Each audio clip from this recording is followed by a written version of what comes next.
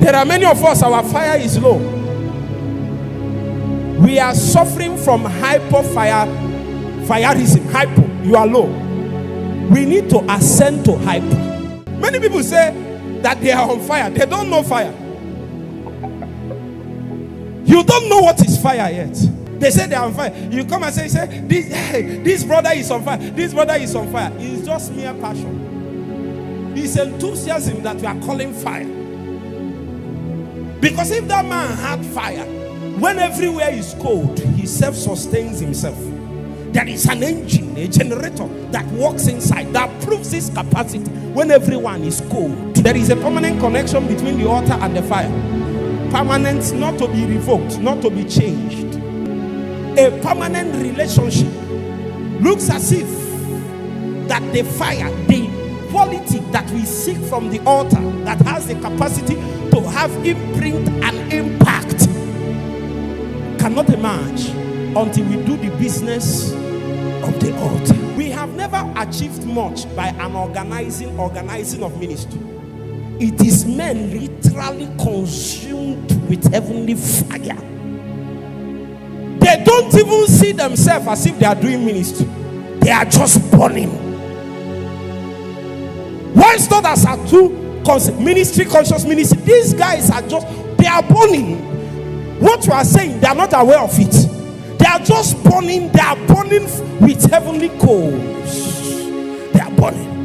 And when they come to it, they burn it without knowing they burnt it. What others are organizing to achieve, this man achieved it without being aware. You know why? He is on fire. Say after me, Lord, set me on fire again. Fireism, hypo, you are low. We need to ascend to hyper. The fire that is burning you, what the Holy Ghost is doing inside of you is so much that if 10% overflows, you will not need to say that you are doing ministry. Psalm chapter 92 verse 10, he said, my horn has thou exalted.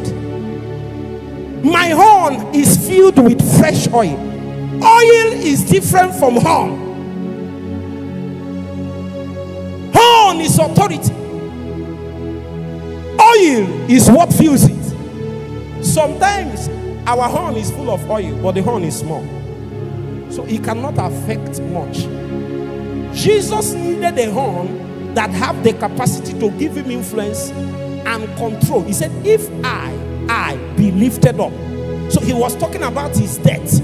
So this kind of humiliation, death, servitude, persecution has the capacity to increase his horn in such a way that what he carries in his destiny will be able to affect as many. He said, if I be lifted up, I will on that day have the capacity to draw all men. So even if a man is in a mosque now, and Jesus said, I am interested in this man. If you want to say Allah, hallelujah, he will want to say Allah, he will say hallelujah, and then begin to speak in tongues. I have seen it happen. I have seen it. I was in UNN those days. I had a brother. We did argument, Bible argument. We argued for days. I won the argument, and he promised me, Pastor, that if I win, he will give his life to Christ. I labored, searched my scriptures, came out with evidence, won the argument. I now told him to give his life to Christ. He laughed at me and said, they do later. I will be born again, but later. I have never been disappointed with my self-taught capacity in thinking that I can argue a man to the cross. I argued, but I could not drag him one bit towards the cross. I went back.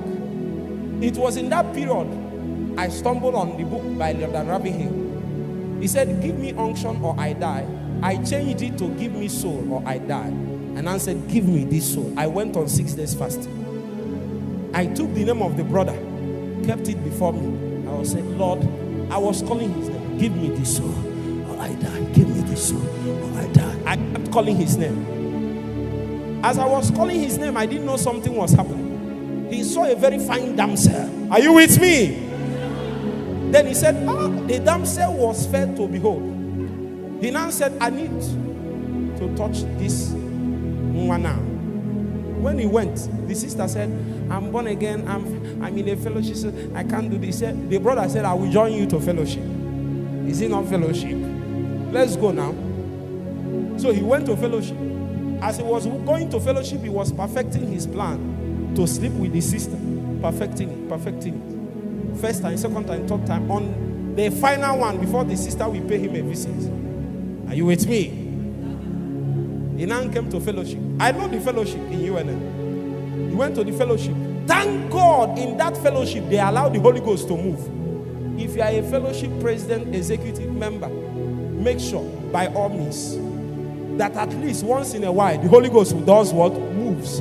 Because if it doesn't move, God is not doing anything. All those things you people are doing is just waste of time. When I came, when the young man now came, as the fellowship was moving, the president of the fellowship now moved by the Holy Ghost. He went to the guy because one or two people has fallen on the ground. He said, these people safe. Somebody, a full-fledged man will just fall on the ground. Instead of him to eat well and come. How can a man, are you not thinking about it? A man fall on the ground, what's wrong with him? Is he sick? So the president touched one or two fell. He came and touched him. Suddenly he shook. He said, Kai, what is happening? He now went to a wall. Balanced himself like this.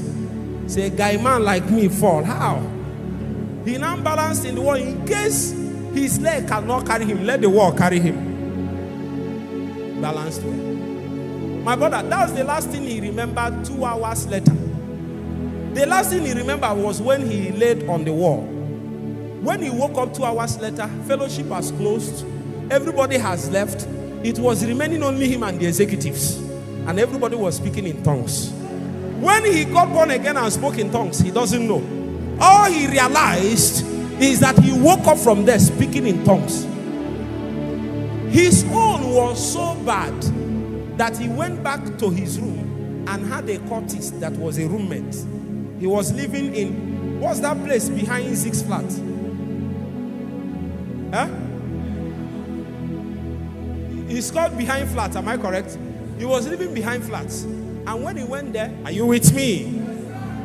When he went there, his roommate, who is a cultist, saw him and ran away from the room. He said, there is a fire that entered with him. It's too much. He was trying to calm his roommate down that he's normal. When he wanted to speak to his roommate, he spoke in tongues.